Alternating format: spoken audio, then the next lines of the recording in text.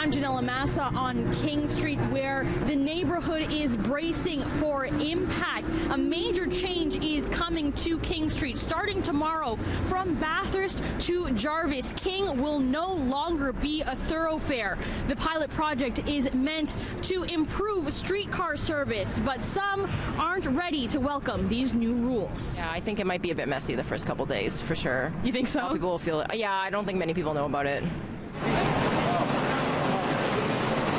Ready or not, come Sunday morning, King Street will be looking a lot different. There's no left turn as well, and every block you can't go straight. You have to make, only situation is, and you can make a right turn, that's it. The signs are already up at most intersections, and the right-hand lanes painted with new arrows.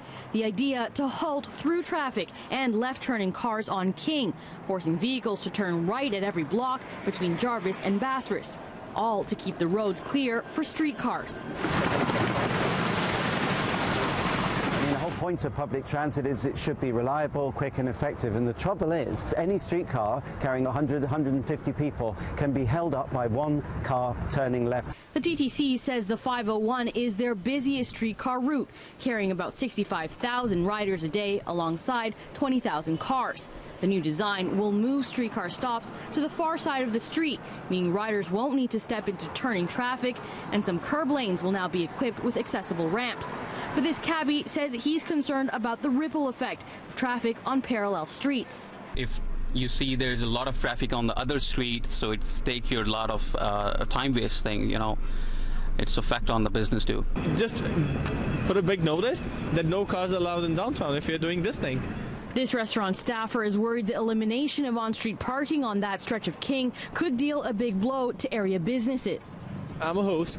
I have to stand on the street and I have to talk to people, and there's nobody in the streets. They're not allowed to park cars. Obviously, in the winters, nobody's going to walk. It's going to make your job harder. For sure. Bikes will still be allowed to ride straight through on King, with a new layout offering left-turn bike boxes.